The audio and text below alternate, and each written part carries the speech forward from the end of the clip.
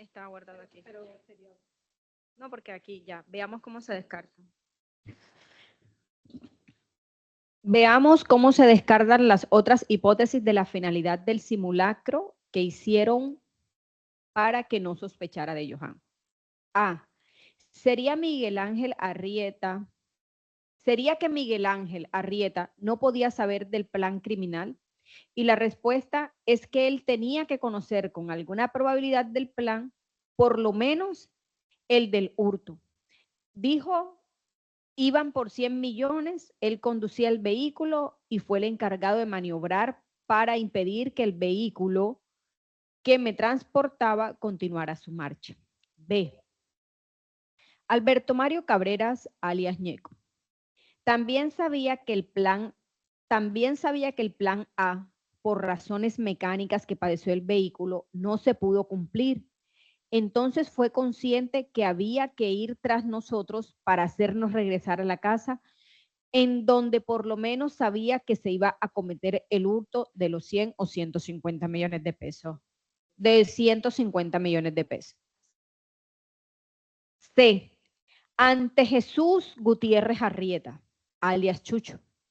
No, porque él fue el que en asocio de Johan acordaron telefónicamente la ficticia intersección la noche antes junto con Ñeco. Entonces, ante Johan, menos, porque fue Johan el copartícipe para realizar el plan B y desde su teléfono orientó la fingida interceptación para que yo no sospechara que él estaba involucrado. Entonces fue para ocultar entonces fue para ocultar ante los empleados de la verdurera que estaba cerca.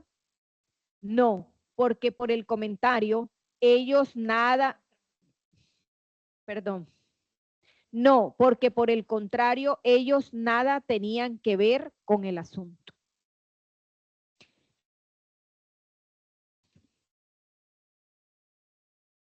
Así es que al no existir otra persona distinta que haya participado de ese hecho de interceptación, a la única persona que se le podía ocultar tal hecho era la suscrita, para que no pudiera dudar que Johan era ajeno a ese plan criminal.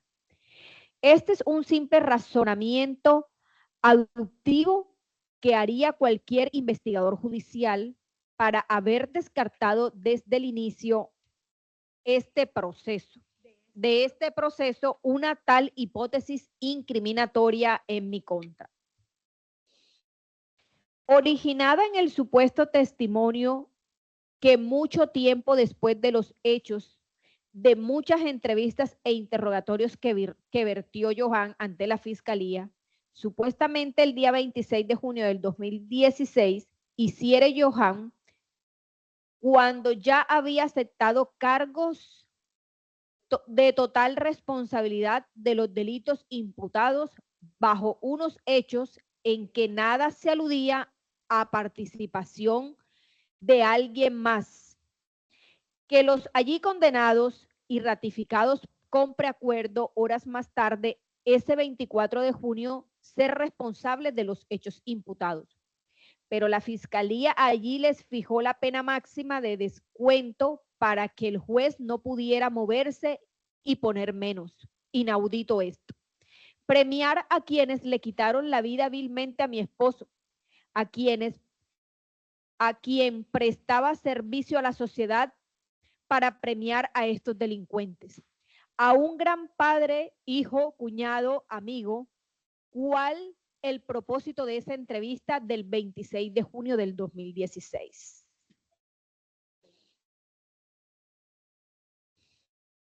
¿Cuál era el propósito de esa entrevista del 26 de junio del 2016?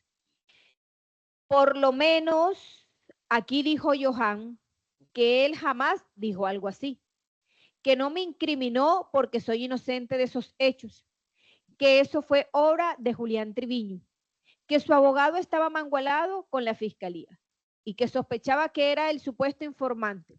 Así quedó acreditado cuando reconoció la conversación que tuvo desde la cárcel con Claudia Ferrer. Aquí quedó publicitada.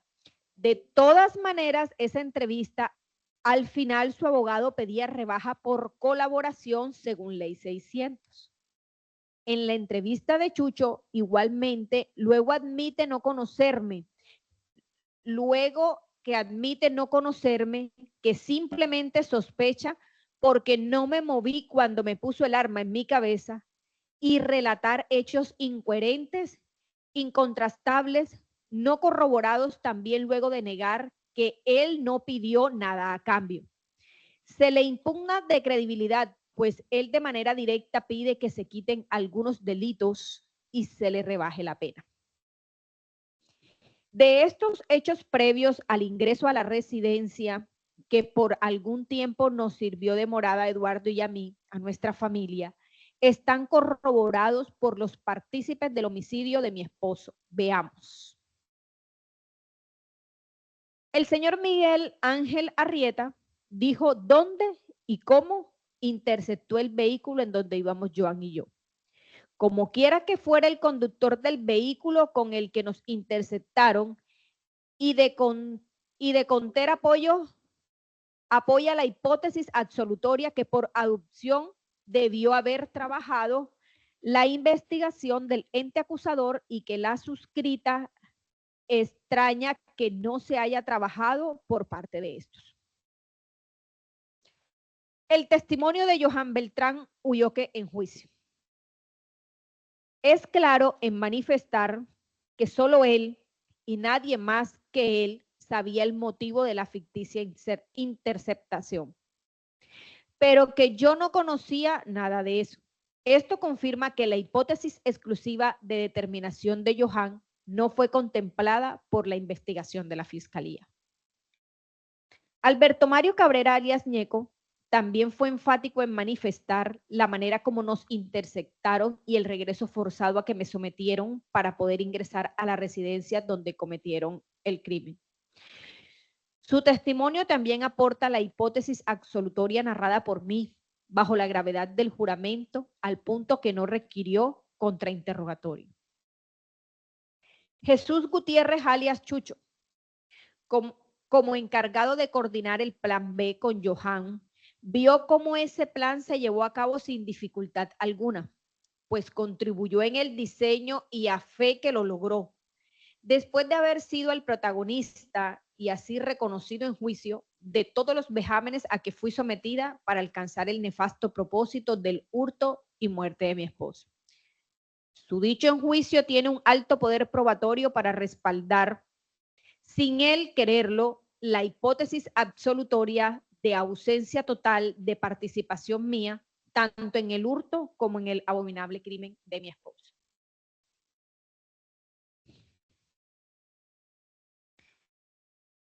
De alias Chucho dijo alias Chucho en juicio, dice que le parecía que yo conocía de lo que se estaba realizando.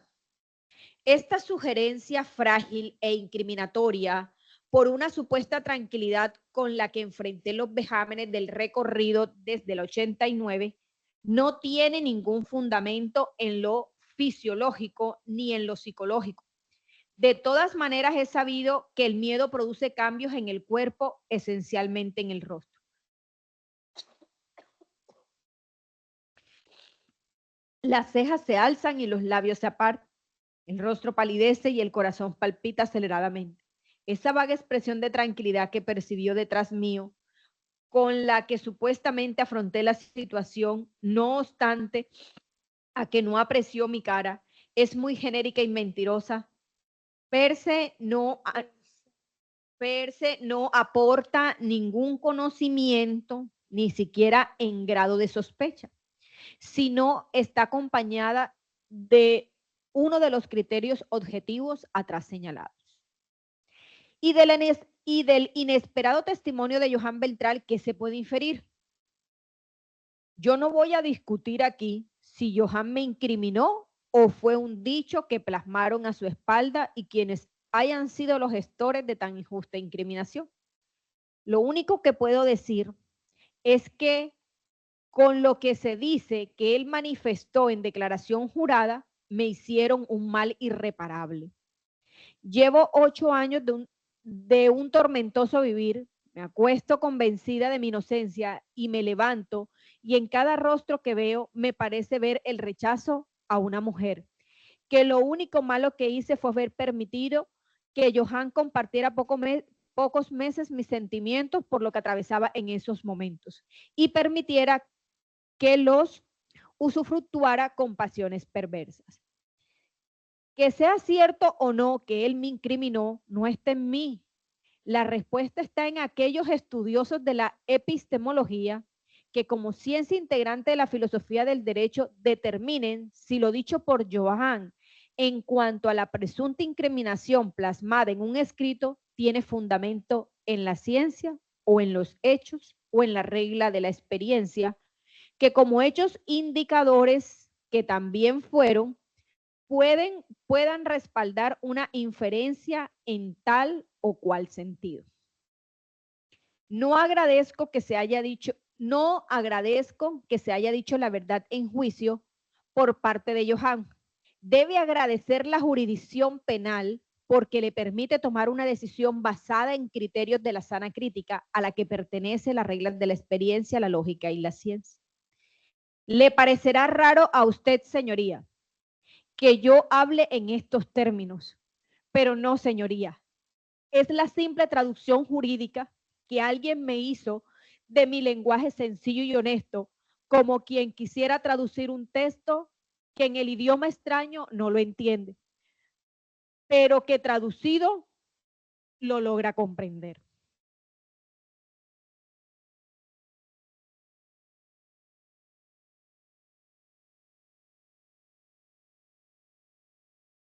Quise hacer este paréntesis para significarle que me aparto de la discusión filosófica acerca de la credibilidad que tiene el dicho incriminatorio, de si es una retractación o de un entramado que se fraguó para vincularme al caso. Desde mi modesto punto de vista, me resuelvo a lanzar algunas hipótesis que justificarían que esas 3 líneas, como las denominó mi defensora, cambiarían mi vida. Entendí en la discusión entre mi defensa y la fiscalía que esas fatídicas líneas buscaban una doble rebaja de pena. De una parte, la obtenida por la aceptación de cargos y de la otra, una posible colaboración con la justicia, tendiente a morigerar aún más la pena. ¿No sería entonces descabellado pensar que se dio un falso positivo de parte de quienes estaban interesados en un descuento considerable de pena, que no previeron que esas 3 escasas líneas que configuraron el falso positivo estuvieran ausentes las circunstancias de modo, tiempo y lugar en que esa tal determinación se dio? ¿Qué me lleva a pensar en ello, honorable juez? Que si Johan se había allanado a los cargos ante un juez de garantía y con ello se hizo una rebaja considerable de pena, no tendría por qué preacordar su culpabilidad cuando ya lo había hecho en una forma unilateral. No soy yo, señoría, quien diga que esas líneas incriminatorias sean ciertas o no. Lo único cierto es que me perjudicaron sin compasión y que lo restante del testimonio vertido en juicio por Johan corroboraran en un muy alto grado la hipótesis absolutoria que de forma positiva planteé cuando decidí romper el silencio al que tengo derecho a guardar, pero también a renunciar. Esta regla de la experiencia consistente en que quien ha participado en un crimen no tiene por qué someterse voluntariamente a este tipo de vejámenes por parte de sus secuaces, cuando entre ellos mismos los planes delictivos a cumplir deben ser considerados a detalles. Esta regla de la experiencia tiene por deducción su antagónica, que fue la que padecí yo. Si yo sabía de los hechos, no tengo por qué padecer agravios propios de quienes quieren asegurar el resultado. Este es un razonamiento que la doctrina de Girona, España, utiliza en material penal para razonar una decisión. Me dicen los juristas que el doctrinante Michael Tarufo la regó por todo el mundo y que denominó a modus ponens y fue acogida incluso en el sistema anglosajón de Estados Unidos.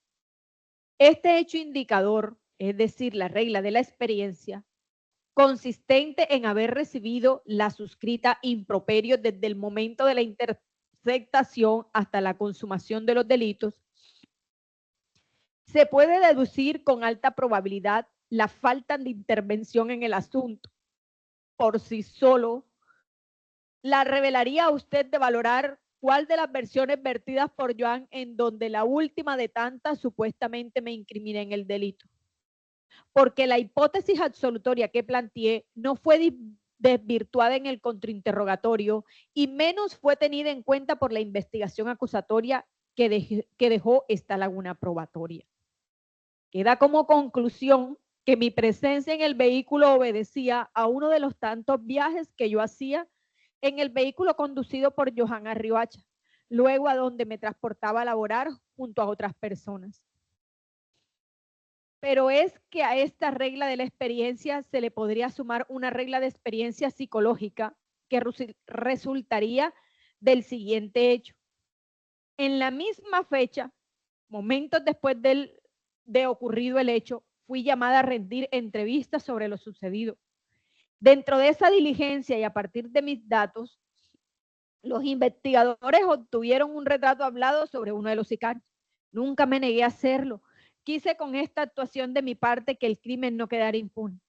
De mucho les sirvió a los investigadores esos datos, puesto que la totalidad de ellos se sometieron a la justicia premial.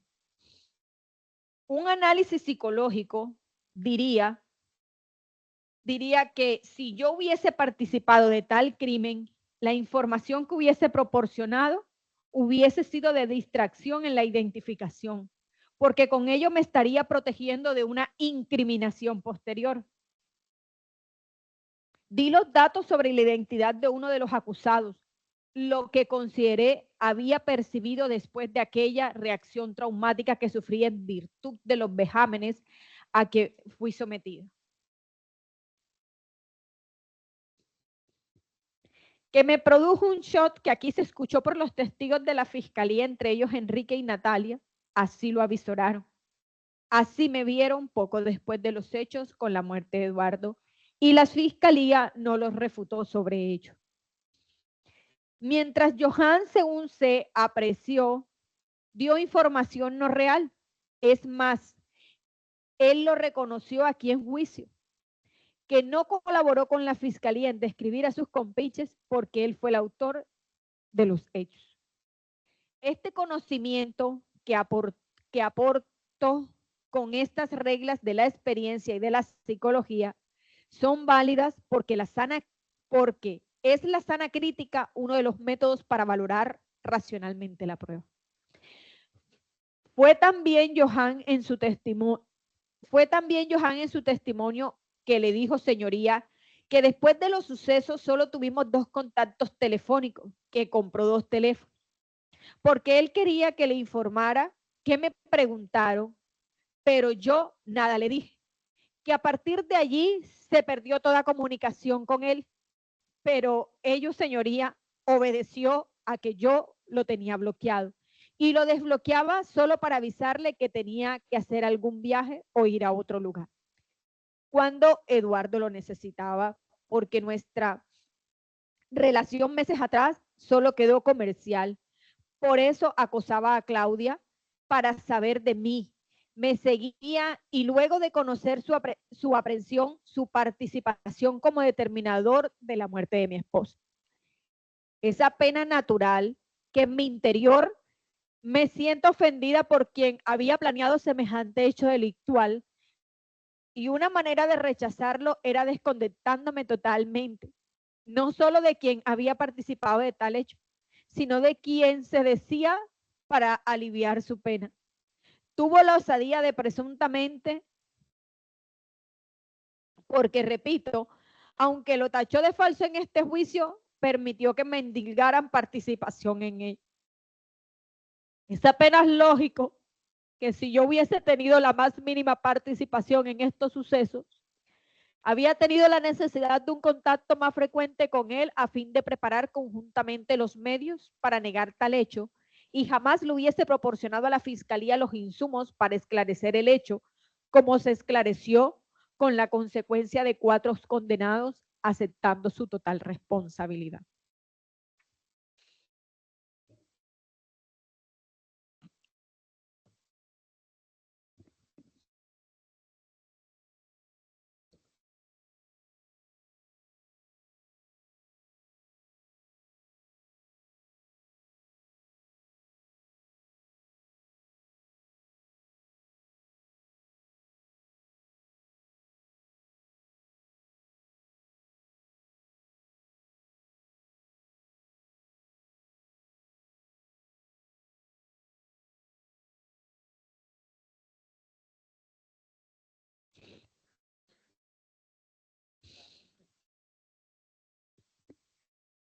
Finalmente, honorable juez, la fiscalía no probó mi participación en estos hechos.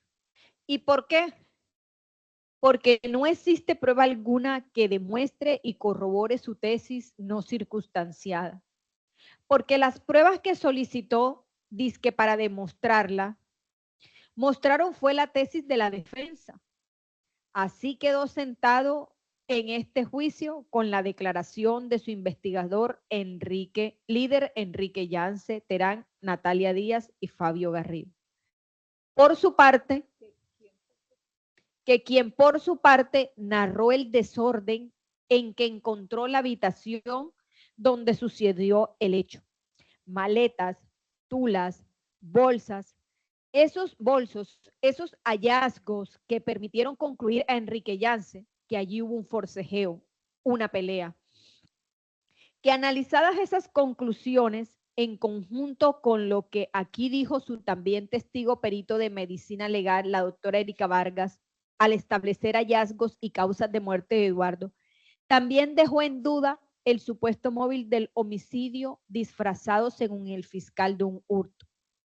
Señoría, la fiscal no probó siquiera que ello fue un homicidio.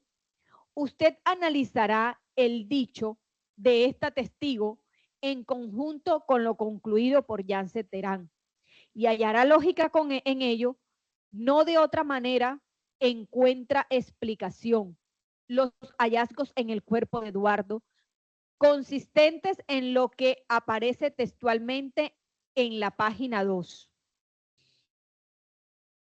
Externo, cadáver externo, cadáver completo, tatuaje, zona espinal superior, hallazgo y manera de causa de muerte, lesiones traumáticas, heridas de tórax y abdomen, trauma en cuello y miembro superior, hematoma en músculo, hematoma en cara posterior, brazo derecho, hematoma en codo derecho. Relacionado con maniobra para someter a poner en indefensión, halló cordón negro atado a la muñeca izquierda, quien desató. Equimosis en la región nasal y peribucal, laceración superficial del lado inferior que marcan la arcada dental.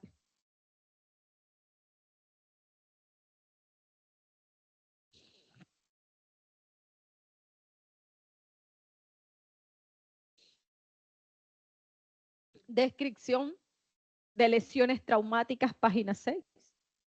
Cabeza, rostro, cuello. Hubo lesión externa que no explicará causa de muerte. En el ítem cara se describe todas las características morfológicas.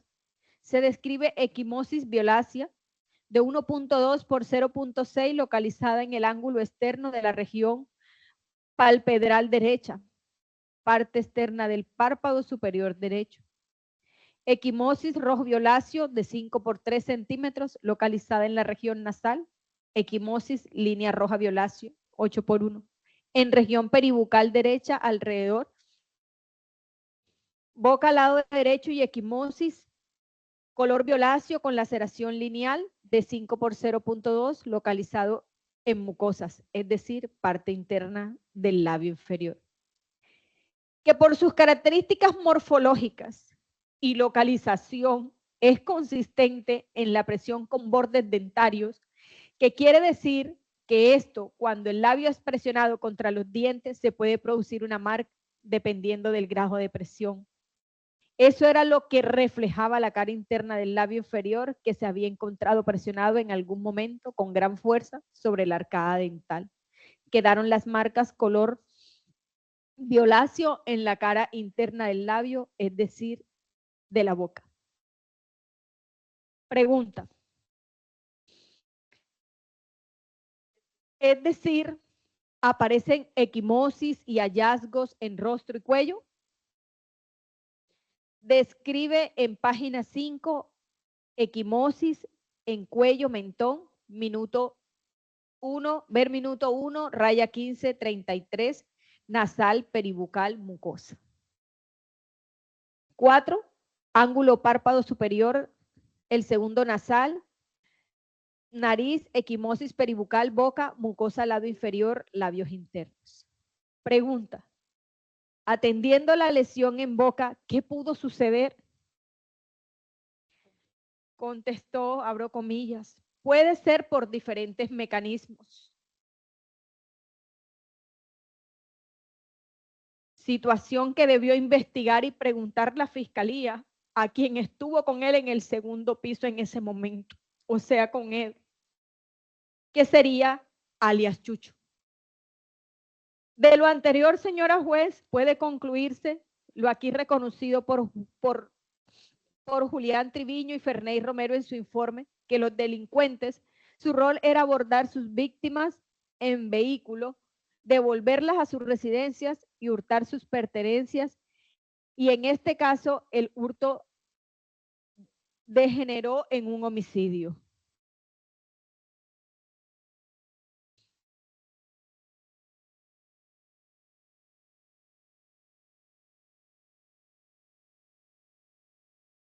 Señora juez, este proceso me ha enseñado de la importancia de contar con una administración de justicia imparcial, puesto que eso no solo la garantiza la libertad de todo ser humano, sino todo el transcurrir de una vida y el ejercicio de los derechos fundamentales.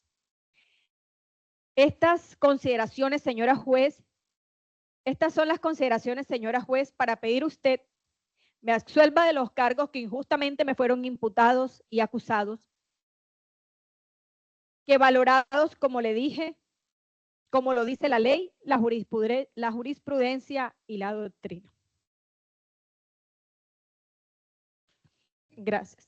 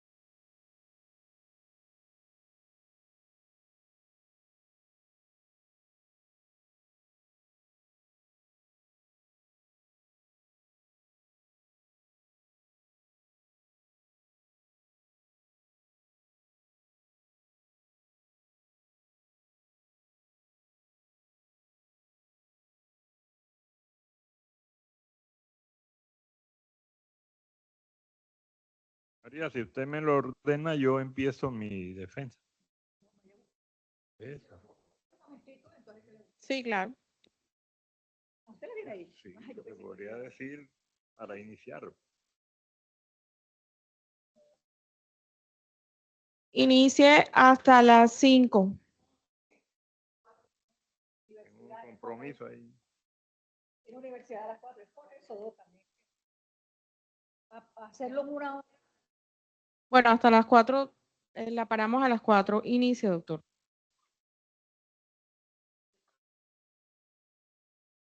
Sí.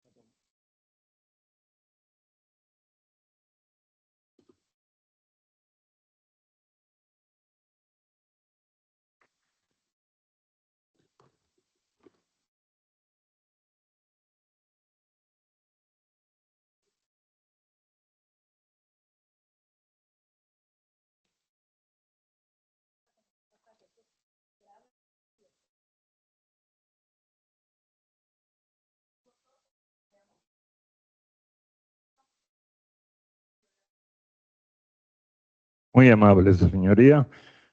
Muy buena tarde. Continuando pues con la sesión de audiencia de juicio oral dentro del proceso seguido en contra de la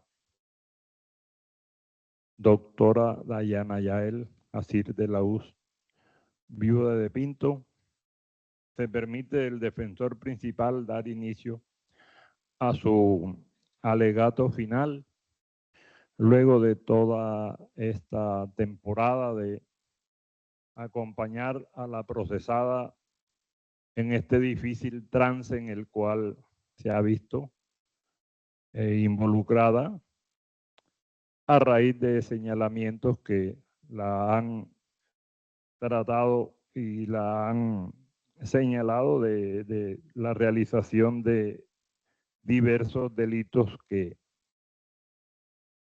por ninguna parte pues han encontrado demostración palpable en el juicio, como vamos a ponerlo de presente.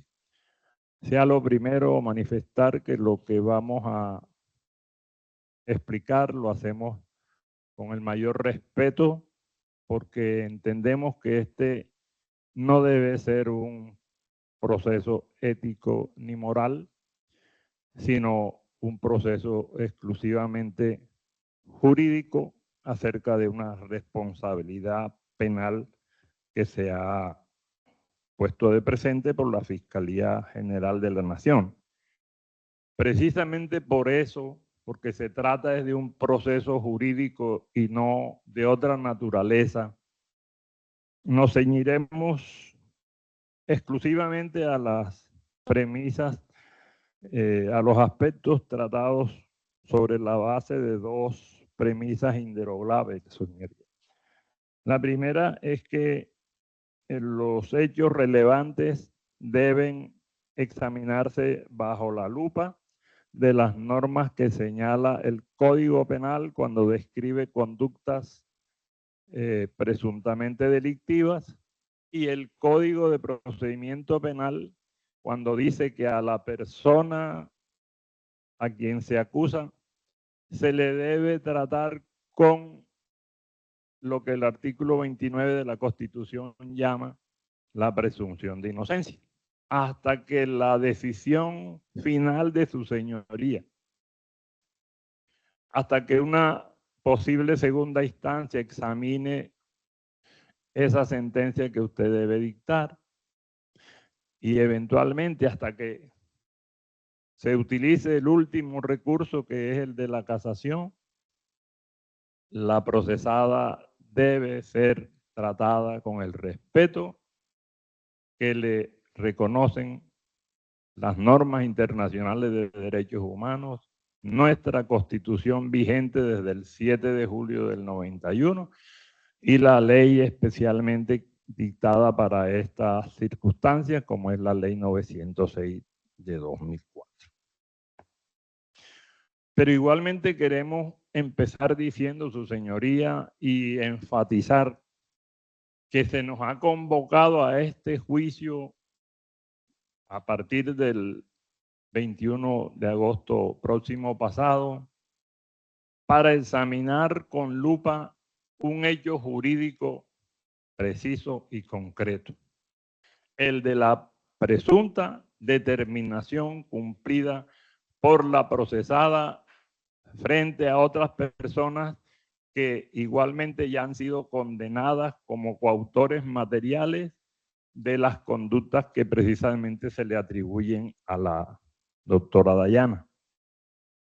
Pero mientras que a esas personas en otro proceso se les ha sancionado dentro de ciertas categorías del derecho penal y del código penal que nos rige a los colombianos, en este proceso solamente se le ha atribuido a ella la conducta de haber determinado a 3 o 4 personas distintas para la realización de un conjunto o concurso de delitos. Nos remitimos entonces necesariamente a lo que quedó consignado en el escrito de acusación que fue presentado bajo la firma de quien hoy es el fiscal de apoyo, pero que ha sido promocionado en la teoría del caso por la distinguida doctora señora fiscal, ratificada en la petición final del alegato que se ha presentado. Y que ya no puede sustituirse esa obligación de sustentar el escrito de acusación por otro sujeto procesal dentro de esta audiencia. Discreparemos entonces solamente de los argumentos jurídicos, puesto que, como decíamos, este proceso, este juicio no se puede convertir en una lapidación ni escenario para averiguar cuestiones de la vida íntima de las personas mencionadas eventualmente dentro del proceso, o cuáles fueron las infidelidades que pudiera haber incurrido la persona que hoy funge como víctima o como vitado. No, eso forma parte de la vida íntima de ese ser humano que también tuvo otra familia, etcétera, pero que no es necesario sacarlas a flote para increpar, como se ha hecho a veces, a la pobre procesada por cuestiones de su vida íntima. Debemos ser entonces lo más objetivos posible, porque en esa sesión del 21 de agosto próximo pasado se incurrió en lo que se ha denominado por la lógica y la hermenéutica la falacia ad hominem. Recuerde su señoría que hasta se han lanzado improperios contra testigos que lo que han hecho es venir a colaborar a la justicia, como estamos haciendo los abogados. Y resulta que se les ha lanzado diversas ataques personales que no eran necesarios, en una palabra, no eran necesarios, porque esa línea de razonamiento, ¿verdad? Cuando el ataque se dirige a la persona y no al argumento, está prohibido por la normatividad que rige este proceso. Me voy a permitir una cita muy rápida, ¿verdad? Que proviene de un ex procurador general de la Nación, un ex procurador delegado, doctor Germán Pavón Gómez, quien en su obra de la censura de indicios, por ejemplo, se hace eco de que cuando el ataque se dirige a las personas, ¿verdad? El valor y la veracidad de una reclamación son independientes de la persona que hace el planteamiento de que se trate. Y entonces se extiende a hacer la sustentación de ese punto de vista según el cual cuando se ataca a la persona que formula un argumento, se supone que si se desacredita a la persona diciéndole cobarde, por ejemplo, débil, manipulable, etcétera, se debilita lo que esa persona dijo y resulta que no.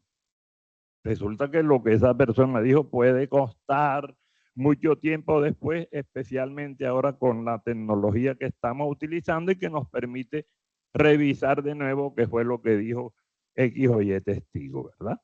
Pero además no vamos a utilizar ese mecanismo por parte de la defensa, puesto que no aparece el hecho de insultar a un testigo, no aparece reconocido en el artículo 402, 404 del Código de Procedimiento Penal para valorar testimonio. Dejamos a un lado lo de la polémica que pudiera dar lugar el hecho de la posibilidad de la interpelación, sobre el cual me permito simplemente anotar que las propias normas que están incluidas en el Código General del Proceso le permiten al juez que dirige una audiencia en determinado momento concederle esa posibilidad a la persona que se queja. Y se dice que cada juez en Colombia podrá tomar la determinación que mejor considere, pero que no es que esté prohibido conceder una interpelación en relación con lo que otro orador esté diciendo. Ahora bien,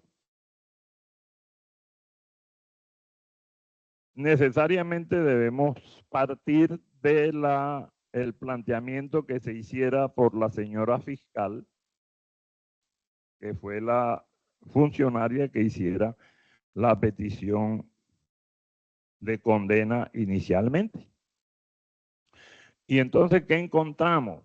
Encontramos que la señora fiscal evidentemente y con lujo de competencia se refirió a numerosos detalles, a numerosas aristas que estaban posiblemente hasta escondidas y que afloraron con la intervención. Por ejemplo, sobre el famoso hurto,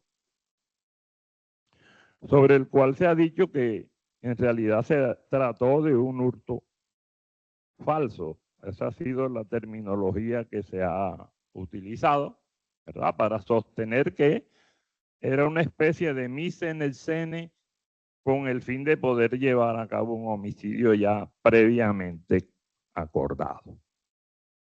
Sobre eso ya se ha preguntado la propia procesada en esta tarde. Si fue falso el hurto, ¿por qué a las personas que lo realizaron fueron condenadas en otro proceso por ese delito? ¿Por qué se dice que fue falso si en realidad se cometió? Y ahora bien, entonces la pregunta sería, ¿cómo se puede sancionar penalmente por hurto al propio titular del bien jurídico que quiere proteger el legislador? Eso será objeto de una explicación con mayores detalles, pues para soportar o sostener la idea que estamos defendiendo hasta este momento, en el sentido de que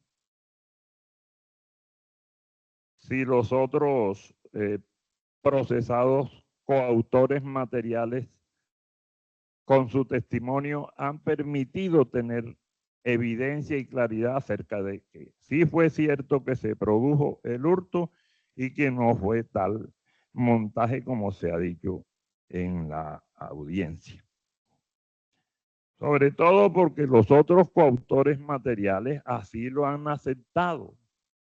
Ellos han aceptado su responsabilidad por el hurto, ¿verdad? Y no hay noticia procesal que permita suponer que después de lo sucedido al interior de la calle 46, en la residencia de la pareja involucrada en esta tragedia, los procesados hubieran regresado a decirle, no, aquí le devolvemos el anillo, aquí le devolvemos el computador, etcétera. De eso no se ha podido dar fe por la Fiscalía en ningún momento.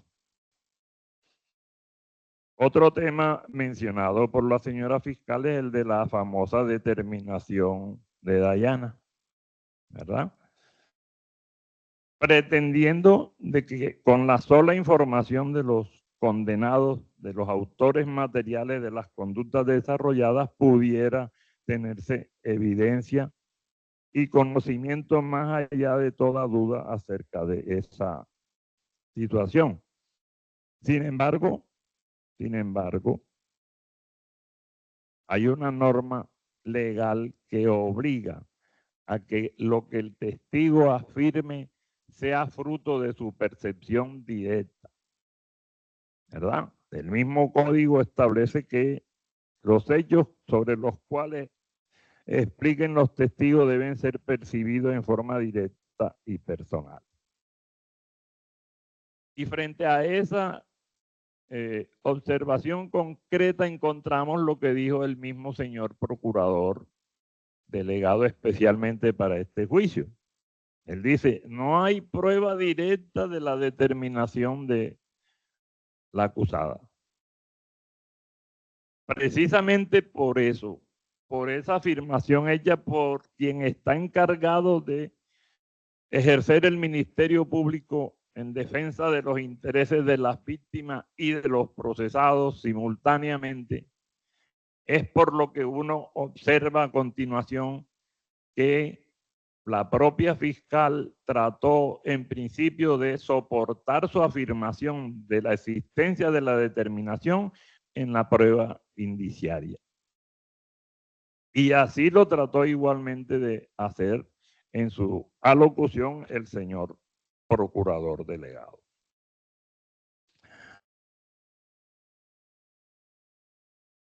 Por eso la Fiscalía utiliza básicamente los contenidos de las declaraciones de Kaira Rosa Amaya Molina, de Claudia Ferrer, la amiga de la acusada, de lo que dijo la propia madre de doña Magali de la Hoz y de la vecina que conoció de la angustia de la procesada al momento en que trató de salvar la vida de su esposo llevándolo en forma rauda a la clínica más cercana.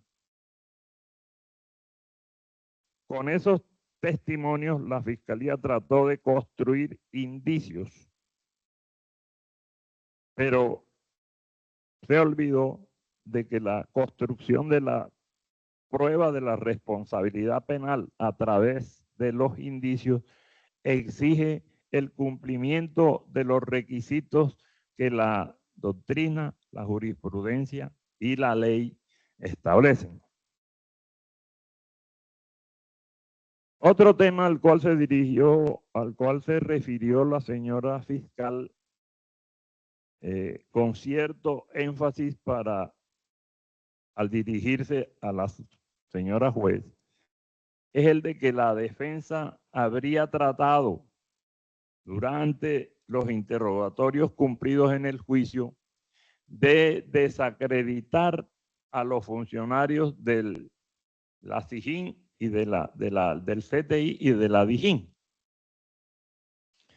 Pero si se revisan los audios, su señoría, en ningún momento se trató de desacreditar lo que habían dicho los funcionarios del CTI, que fueron precisamente los que llevaron a cabo los actos urgentes frente a las noticias que se tuvieron de la realización de estos delitos. Ahora bien, si se consulta las normas, la doctrina y la jurisprudencia, encontramos por el contrario que uno de los derechos y una de las posibilidades con que cuenta la defensa es desacreditar jurídicamente el contenido o la exposición que hacen los testigos presuntamente considerados como de cargo antes de el ejercicio de la confrontación en el juicio.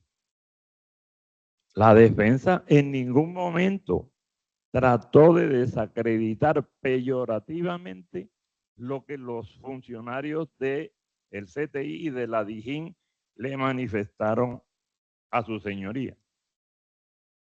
Si uno revisa lo que aparece allí, ¿verdad?, es el ejercicio del derecho que la ley le confiere al defensor para repreguntar durante el contrainterrogatorio.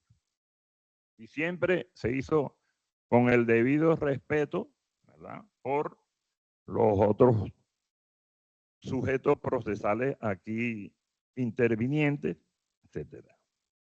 Siempre se hizo con el respeto para el testigo, más aún si se trató de funcionarios públicos. De tal manera que esa afirmación que lanzó la señora fiscal tendría su señoría que valorarla en su verdadero contenido y entender que eso está dentro de lo que las normas y el ordenamiento jurídico le permiten a los defensores. Pero igualmente, su señoría, la fiscalía creó dentro de la explicación que presentara, alcanzó a mencionar unos indicios nuevos que no aparecían hasta ahora en la doctrina universal acerca del indicio. Por ejemplo, se reprocha a la procesada sentarse delante, llevando en las piernas a la persona que precisamente le había ayudado a tratar de salvarle la vida a su esposo. Se cuestionó por qué razón el esposo iba en la parte trasera y la procesada iba delante cargando a la vecina.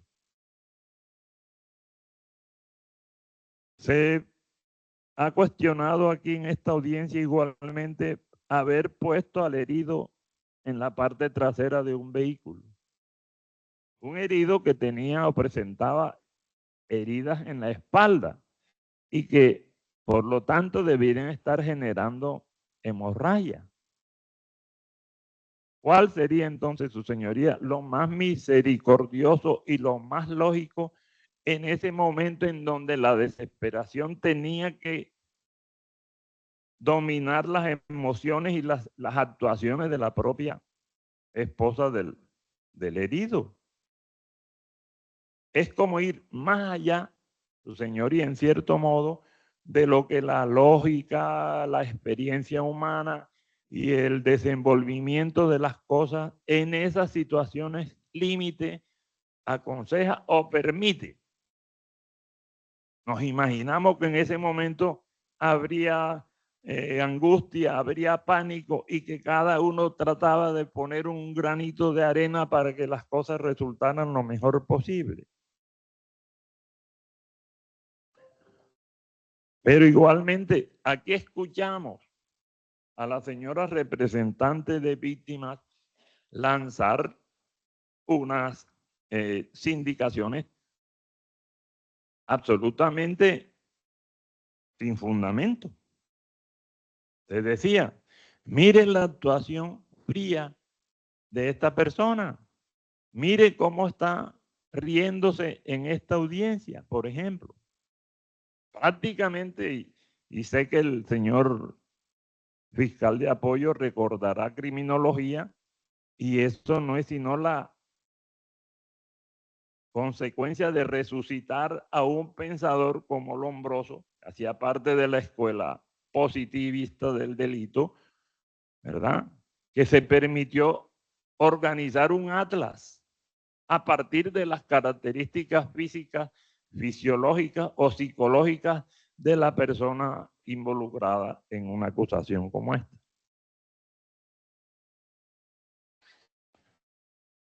Con tales premisas, entonces la señora fiscal, su señoría, ella enarbola dos tesis. En la actuación del 21 de agosto enarbola dos tesis jurídicas que no fueron incluidas, como se ha quejado la procesada en el día de hoy, en la redacción del escrito de acusación. Aquí se dijo, basta retomar el audio, no queda duda que no hubiere determinado a Johan. Así señaló la señora fiscal expresamente. Revisando todo, no queda duda que no hubiere determinado al procesado, ya condenado. Su señoría, en la teoría de los indicios, se habla de los indicios contingentes, que son aquellos que necesariamente por virtud de la ley de causalidad, dado un hecho conocido, el hecho desconocido pasa a ser precisamente detectado y aceptado porque no cabe otra alternativa.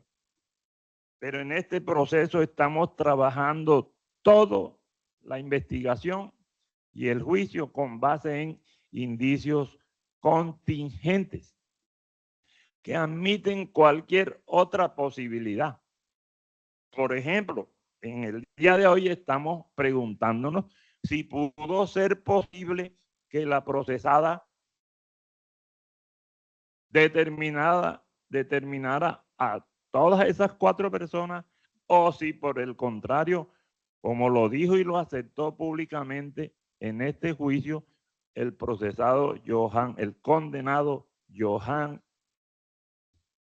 Beltrán Ulloque, fue el que planeó, organizó y determinó a los que cumplieron con sus propósitos. Pero igualmente en este juicio, la señora fiscal al final de su intervención lanzó una hipótesis que hasta este momento no se conocía. En eso tiene razón igualmente la procesada de quejarse, porque todo procesado universalmente tiene derecho a conocer de lo que se le imputa, que es lo que se le atribuye. Y resulta que en la audiencia pasada fue el único momento en donde se lanzó la hipótesis que ahora pasa a plantear la fiscalía. ¿Y cuál es esa hipótesis? Que por celos ella dijo, voy a recuperar determinando a Johan lo que me habían quitado, la administración de sus bienes. Eso nunca se había planteado aquí en este proceso, su señoría. Y ya sabemos, porque la escuchamos aquí presente de viva voz, la señora madre de la procesada dijo, esos bienes son de mi hija desde 2005. Antes de conocerse, casarse, etcétera, con el obitado. Y nunca ha dejado de tener la posibilidad de utilizar los bienes que el papá le dejó. Es decir, esta es una persona que no tenía la más mínima necesidad para estar buscando que le pagaran un seguro de 80, de 300 millones de pesos compartido con otra persona, ¿verdad? No, ella pudo haber, a raíz de la autorización jurídica con que contaba desde el comienzo, utilizar esos bienes para sus necesidades. Tal como se demostró en el juicio con los documentos que fueron presentados ante su señoría y que la catalogan, la muestran como absolutamente competente para llevar a cabo cualquier negociación jurídica.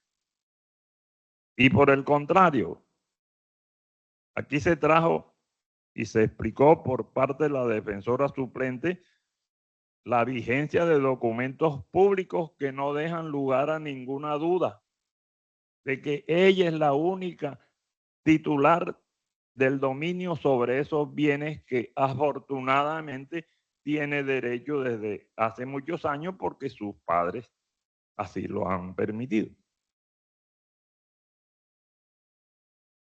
Pero igualmente, su señoría, tal como la propia acusada lo ha echado de menos en esta oportunidad, no se sabe exactamente cuándo, dónde, ni en virtud de qué circunstancias se dio efectivamente la determinación de que se habla en relación con el señor Johan Beltrán Ulloque. Y allí hay que tener en consideración diferentes circunstancias. Por ejemplo, de qué persona se trataba el uno y de qué persona se trata el otro. Como dice la teoría. Hay que preguntarse, por ejemplo, en el delito de estafa, se dice, bueno, hay que preguntarse quién es el estafado. Porque a veces el estafado es más vivo que el estafador. Así se ha dicho en criminología y se dice en la dogmática jurídico-penal. Y acá entonces preguntándonos de qué persona se trata Johan y de qué persona se trata Dayana, como para pensar en que simplemente con la mención de que me surgió una idea criminosa hoy, amanecí con una idea criminosa hoy, por favor llévala tú a cabo. Es que era alguna cosa de poca monta realizar un homicidio, un porte de armas y un hurto continuado sobre diversas prendas en una casa que no se conocía. ¿Cómo fue posible que surgiera igualmente la resolución en esa persona para poder hablar de la determinación de la procesada? No se sabe. No hay circunstancia de tiempo, modo ni lugar.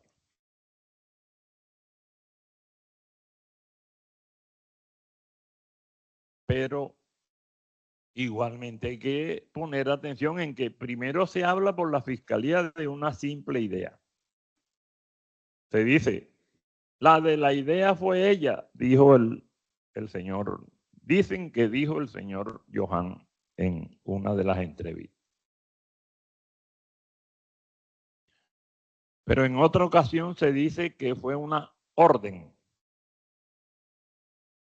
como si la procesada formara parte de un aparato organizado de poder en el cual los coautores materiales podrían ser fungibles, puede hacer cualquier persona. Ella misma pudiera haber pensado a quién contrataba, etc. Y resulta que no hay evidencia de nada de eso. Solamente se sabe es que el problema se inició con esa relación que hubo provisional pasajeramente en un momento de su existencia por razones que ella igual ha explicado. Se murió mi padre, mi esposo en esa época no estaba como que cumpliendo del todo con las labores de toda persona en un matrimonio, etcétera, etcétera. Ya hemos conocido en la vida social y religiosamente, como se dice en la Biblia, que son comportamientos que se pueden realizar por cualquier persona. El que esté libre de pecado, que tire la primera piedra, dijo nuestro Señor Jesucristo. Y eso se ha convertido en una explicación suficiente para lo que pudo haber pasado acá, en el caso de la doctora Dayana, hoy acusado. Entonces la fiscalía, sí es cierto, mencionó, no me cabe duda de que pudo determinar a Johan, pero eso tiene que ser demostrado en el juicio, su señoría, y ya lo vamos a ver, se han escuchado diversos grupos de testigos Eso es importante que usted lo medite. Ha habido grupos de personas que son funcionarios de acreditación de la Fiscalía, numerosos, que intervinieron en la recolección de las evidencias materiales, de los elementos materiales probatorios, en relación con el homicidio. Aquí nadie, ninguno de las personas que trabajaban en el CTI pudo afirmar ni siquiera una sola palabra en contra de la procesada para señalarla como determinadora. Hemos repasado audio y minuto por minuto y ninguno de esos testigos hace afirmaciones en ese sentido. Pero igualmente escuchamos a los coautores materiales de los delitos. Y lo que surgen de sus informaciones son conjeturas. Yo supongo que ella sabía. A mí me parece porque no estaba asustada.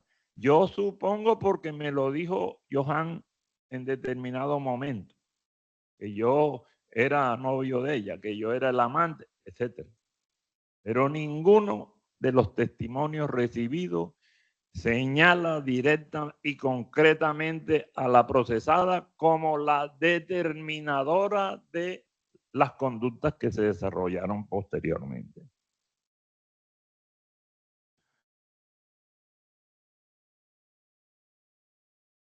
Pero su señoría da la impresión en este proceso, escuchando a todos los testigos, que la Fiscalía trató de reproducir en este juicio lo que ya se había conocido anteriormente en el juicio sobre el homicidio, el porte y el hurto, que ya terminó con la condena de los otros, de los coautores materiales ya conocidos, los famosos alias Miguel, alias Chucho, alias Ñeco y Johan Enrique Beltrán Ulloque. Precisamente para poder transmitirle a usted la certeza que la Fiscalía tiene acerca de esos hechos mencionados, la señora fiscal se pronunció en relación con la credibilidad que le merecían los testimonios de las personas que hemos citado. Pero se lo dijo sin que se hiciera el análisis o la crítica probatoria acerca de qué persona se trataba. Desafortunadamente son sicarios, asesinos. Ya lo habían hecho antes. No es el primer homicidio que cometen.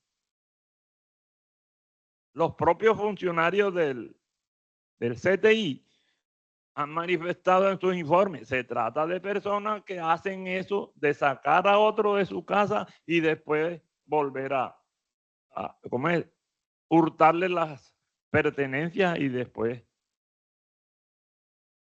dejarlo abandonado.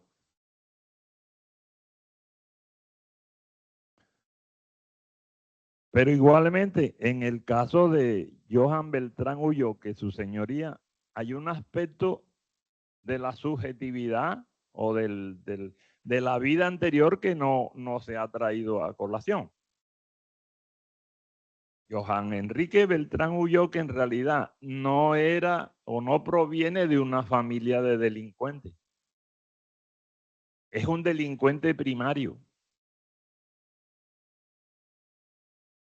De tal manera que cuando, por ejemplo, la señora fiscal dice, es que Chucho fue sincero, que es otro de los temas que ella ha mencionado, a mí me parece, dijo la señora fiscal, que lo que dijo Chucho y que perjudica a la procesada es cierto.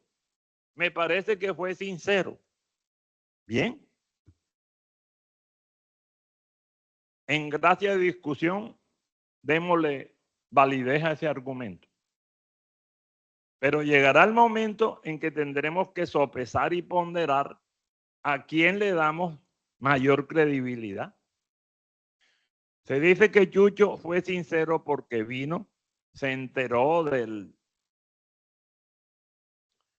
tormento y de la situación que vive la madre del occiso. Y eso lo conmovió y lo hizo que dijera lo que ha dicho aquí en este juicio. Pero entonces también pensemos, ¿por qué razón no concederle credibilidad al señor Johan Beltrán Ulloque cuando después de todos esos avatares que también pasaron los otros procesados, ya condenados, se arrepintió y vino al juicio y dijo, hombre, esta persona no tiene nada que ver con los acontecimientos. Yo me hago responsable, prácticamente lo dijo. Yo fui el de la ideación, el de la planeación, el de la realización de todas esas conductas delictivas. ¿Por qué le creemos a uno del cual ya sabemos que es un asesino, verdad? Y no le creemos a alguien que apenas estaba haciendo su primer concurso de delitos?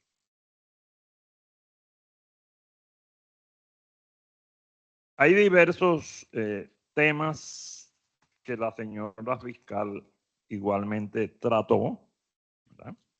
Como cuando toma las palabras de doña Rebeca para sustentar su punto de vista, ¿verdad? Y entonces la señora fiscal dice, me dijo la señora Rebeca que la procesada se portó allá después del velorio de mi hijo, del hijo, en una forma distante o que no encaja dentro de lo que allá en esa región de Colombia se utiliza en los velorios, en las lamentaciones por las muertes, etc. O sea, prácticamente la señora fiscal pues le da valor a una simple afirmación de alguien que en realidad no pudo ser un testigo directo de los hechos que se están juzgando. Entonces la pregunta es, ¿será que se le debe dar valor como indicio grave, como igualmente lo reclama el señor procurador, a una simple comentario o manifestación de doña Rebeca que no estuvo presente el día de los acontecimientos? ¿Cómo darle mayor validez a algo que proviene de una testigo de oída que a quienes estuvieron en el centro del desarrollo de tales situaciones?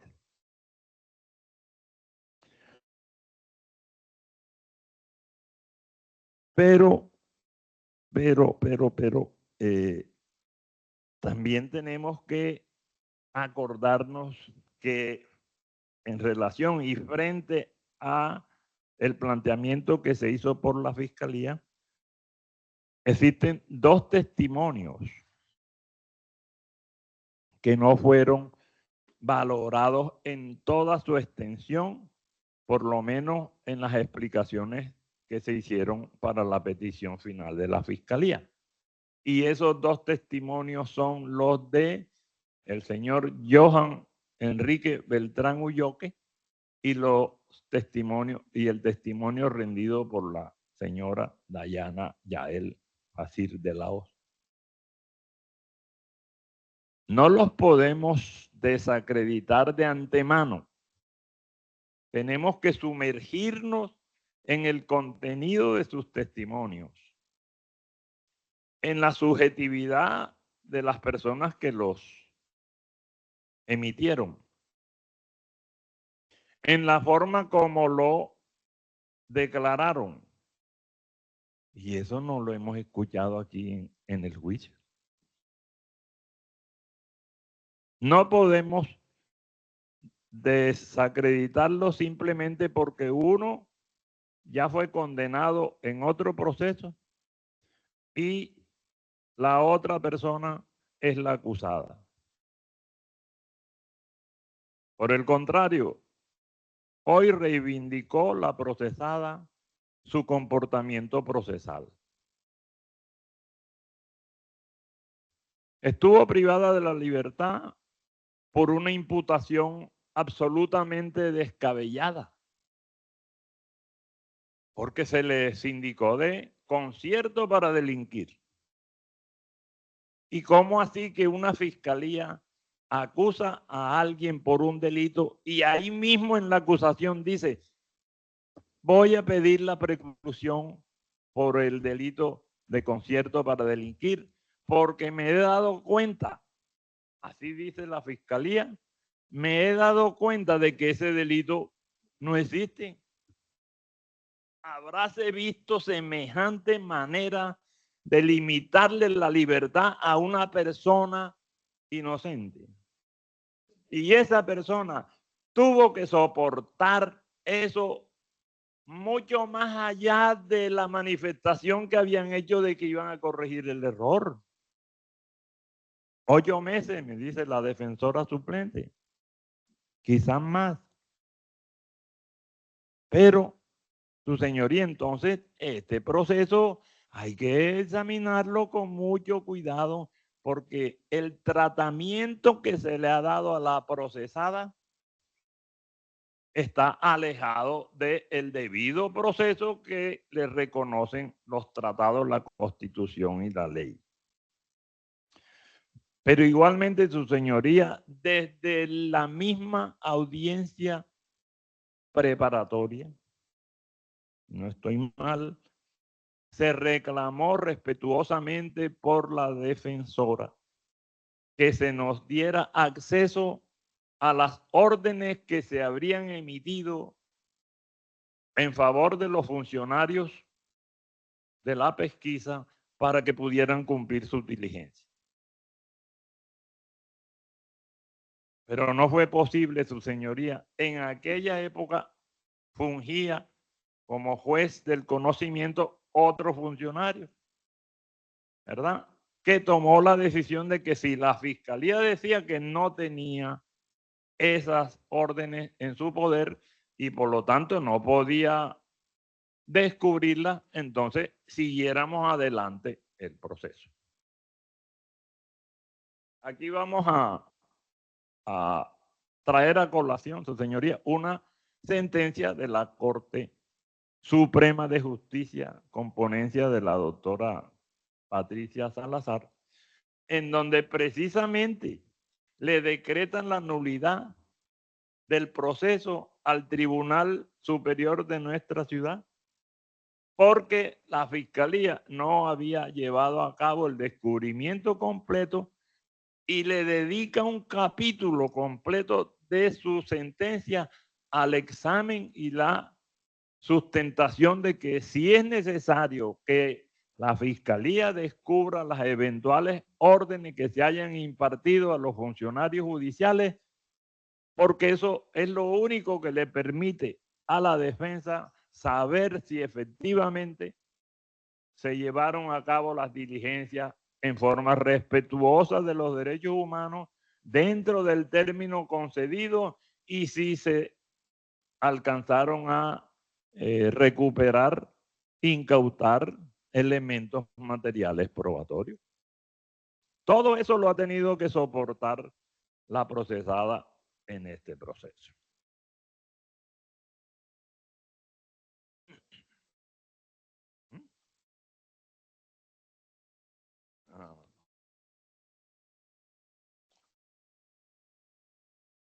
Su señoría, eso que ha puesto de presente el señor procurador es importantísimo. ¿Cómo así que se esté señalando a una persona durante 8 años, durante 500 folios, como determinadora, si por ejemplo el señor procurador delegado especial para este caso avisora,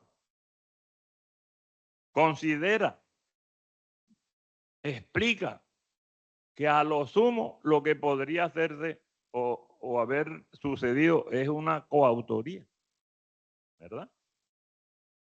Y resulta que el escrito de acusación está pletórico de la sustentación de que lo que hubo fue una determinación.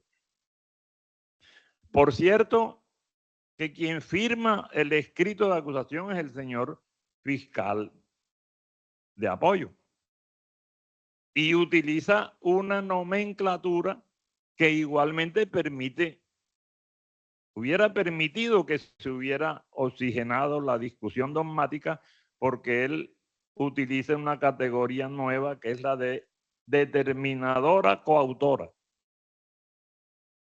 El señor fiscal que firma ese documento concuerda con lo que sugirió finalmente el señor procurador en su criterio, en la exposición que hiciera en la sesión de audiencia anterior. Pero entonces preguntémonos. En la audiencia de imputación era una persona señalada de concertarse para delinquir. Y el concierto para delinquir tiene una estructura en donde hay ingredientes distintos a la de la coautoría. Incluso en la estructura de la coautoría necesita demostrarse 3 fenómenos distintos. El acuerdo propiamente dicho, es decir, las presuntas conversaciones, llamadas, etcétera, para poder llevar a cabo un delito cualquiera. ¿Dónde está eso probado aquí? ¿Dónde hay una llamada que le hubieran interceptado y que apareciera en la prueba link a la señora Dayana?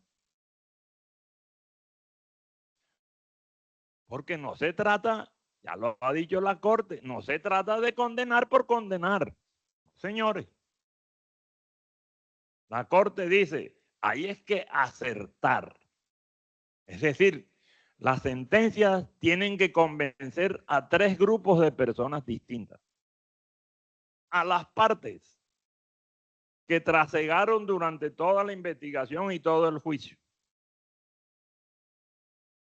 A la comunidad académica, porque los fallos de los jueces forman parte de la cultura colombiana.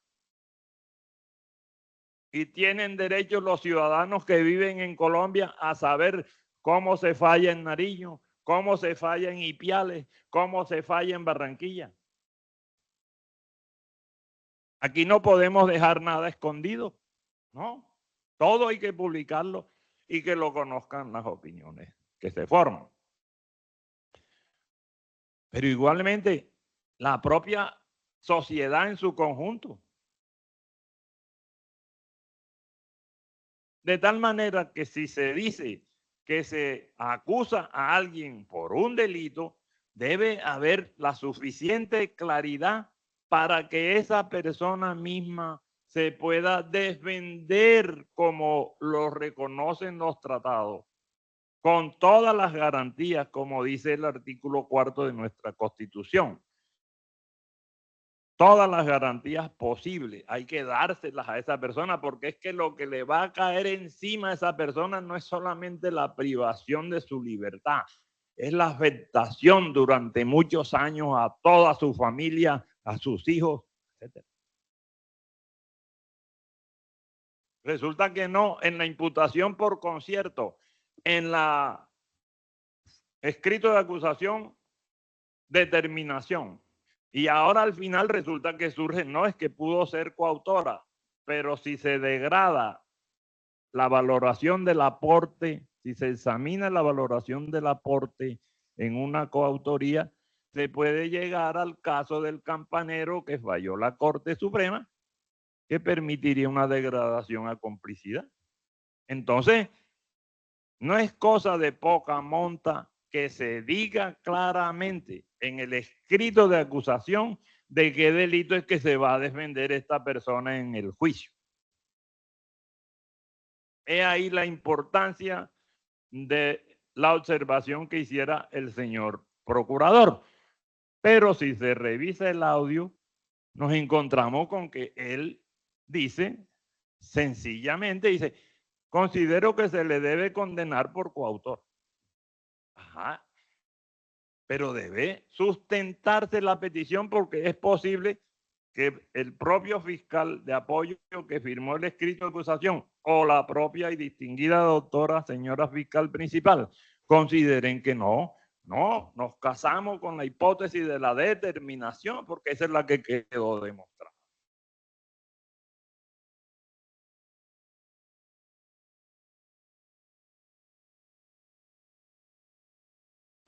Se ha dicho aquí igualmente, su señoría, que se sustenta la petición de condena en lo que manifestaron los señores funcionarios o servidores públicos, Julián Triviño, Ferney Romero y John Góez Usuga. Cada uno dentro de las actividades que cumplieron durante la labor desarrollada frente al fiscal Carlos Newell, el procurador González Ginás, ¿verdad? Y los demás funcionarios. Y se les ha considerado que merecen credibilidad porque llevaron a cabo ciertas diligencias. Por ejemplo, en el caso del señor Triviño, entrevistó a varias personas, entre ellas al padre del señor Johan Beltrán Ulloque.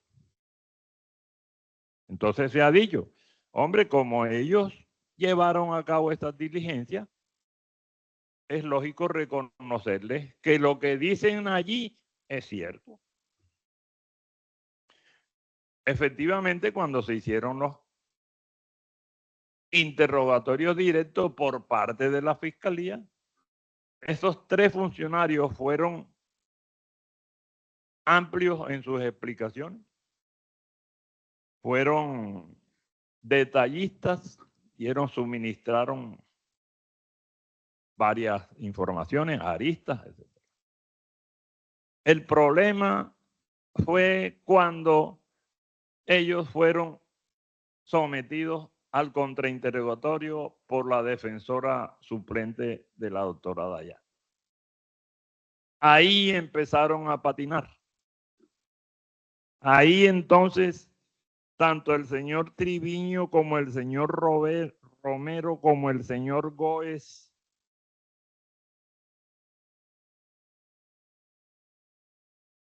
no se comportaron, su señoría, como debieron haberlo hecho. Ni el señor Triviño, ni el señor Romero, ni el señor Góez contestaron adecuadamente los interrogantes que se le formularon con la única intención, no de desacreditarlos peyorativamente, de tildarlos de algo irregular, no. Se hizo el contrainterrogatorio en ejercicio del derecho que suministra la ley, la Constitución y los tratados a la procesada. Pero fue inútil, su señoría. Estos señores, como lo vamos a explicar más en detalle en la próxima ocasión que pueda ejercitar el uso de la palabra, se dieron el lujo, por ejemplo, de contestar numerosas veces, no recuerdo, yo no fui, no sé quién es el jefe de la misión, no tenía orden. Esas fueron las respuestas del contrainterrogatorio. ¿Y qué dice la ley? ¿Y qué dice la doctrina? ¿Y qué dice la jurisprudencia sobre esa manera de comportarse un testigo? Dice, hombre, ese señor, por razones que no vienen en el caso a aclarar, no está comportándose como debe actuar un testigo. Y por lo tanto, a esas personas que actúan así, así sean funcionarios públicos, no se les puede conceder credibilidad. Y por lo tanto no se puede venir a una audiencia de juicio oral a decir que soporto una acusación o soporto una petición de condena con base en testimonios que se comporten así. Artículo 404. La juez valorará la credibilidad de un testigo teniendo en cuenta su comportamiento en el interrogatorio y en el contrainterrogatorio. Incluso la doctrina, su señoría, ha dicho, la mejor doctrina en materia de testimonio ha dicho que la manera de controlar a esas personas que actúan así es precisamente negándoles la credibilidad por parte del juez que tiene que tomar o dictar el fallo. Cuando el testigo se comporta en forma evasiva bajo el contrainterrogatorio, la impugnación de su comportamiento consiste en subrayar el carácter evasivo ante el juzgador. Página 651. El contrainterrogatorio escrito por el experto en estas materias, Alejandro de Castro González.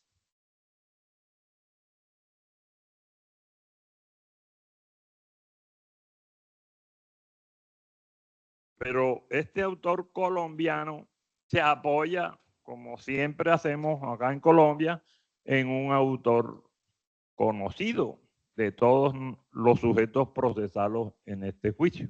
Enrico Altavilla, maestro en materia de la psicología criminal y en determinar cómo se le reconoce o no credibilidad a una persona que declara. Dice Altavilla en Psicología Judicial, Temis 1975, página 867. Comillas. Cuando el testigo solicita injustificadamente, como usted va a encontrar en el audio cuando lo vuelva a escuchar, en el caso de los señores Triviño, Romero y Góez, cuando el testigo solicita injustificadamente la repetición de preguntas cortas, claras y precisas, se ha escrito con razón que el hacer repetir la pregunta, tanto como el fingir no haberla entendido, son medios para ganar tiempo y reflexionar cuando no se tiene lista la respuesta. ¿Y por qué hicieron eso los señores Triviño, Góez y Romero en este juicio? ¿Por qué lo hacían? Porque tenían un problema grave que no habrían podido resolver, y era que habían actuado sin órdenes. El 90% de lo que reciclaron, si se puede decir así, de lo que recuperaron los funcionarios de la DIJÍN en este juicio, su señoría, en este proceso, fue hecho sin autorización, sin orden. ¿Por qué? ¿Cuál era el temor? Si ellos tenían su orden, podían hacer allanamientos, registros, incautaciones, etcétera. Pero no lo hicieron así. Entonces, cuando la defensora de su suplente les preguntaba en cada una de sus respectivas declaraciones, ¿usted tenía orden para hacer lo que hizo con el señor, el papá de Johan, y para lo de las fotos, para cualquier cosa? No recuerdo. Repítame la pregunta. Oh, legislaron porque dijeron, nosotros no necesitamos orden, nosotros somos por encima del bien y del mal. No, señores, tienen que tener su orden la policía técnica judicial. Y entonces, ¿qué sucede?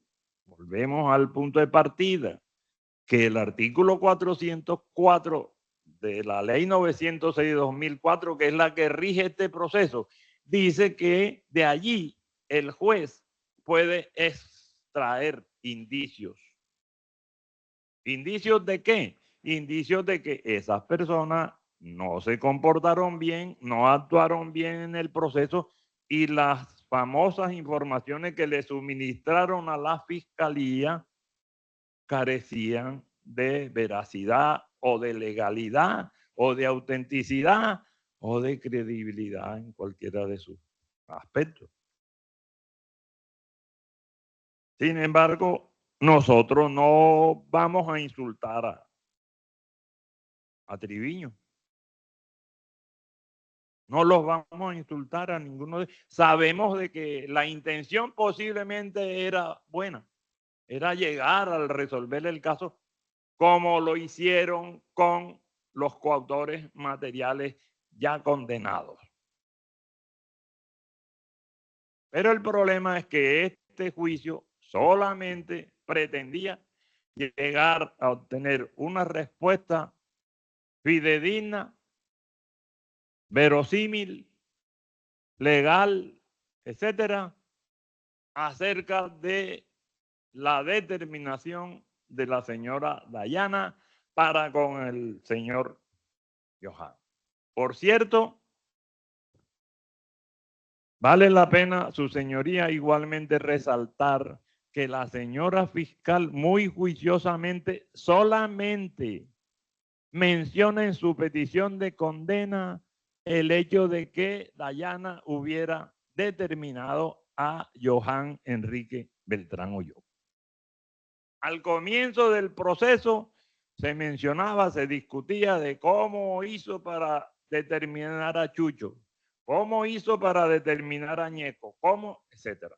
Por lo pronto, lo que quedó consignado en la última sesión de audiencia es que solamente habría determinado a Johan.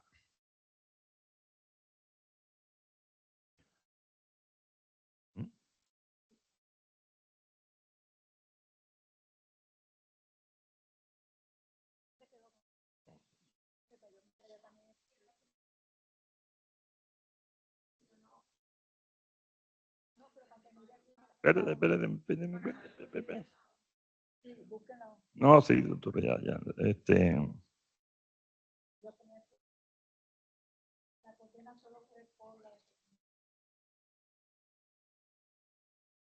Yo, gracias, doctora, por el aviso. Voy a utilizar 5 minuticos. Yo respeto mucho la sustentación de las tesis que han hecho la señora fiscal y el señor procurador en cuanto a que ellos, con cierta lógica, utilizan de los testimonios que están plasmados en el juicio, utilizan los apartados que ellos consideran que sirven para apuntalar sus hipótesis. Eso es lo más lógico. Pero entonces la defensa también tiene el derecho de presentar igualmente, no solamente una visión individual de cada testimonio, sino una visión integral y colectiva, ¿verdad? Como lo recomiendan pues los doctrinantes. Entonces, dejamos ahí mi intervención inicial, su señoría, y me despido para vernos entonces en la fecha ya convenida, que es el 30 de septiembre a partir del... Estamos por finalizada la audiencia, siendo las 3:42 de la tarde, nueva fecha 30 de septiembre, 9 a.m. La nueva fecha, 30 de septiembre, 9 a.m. Claro.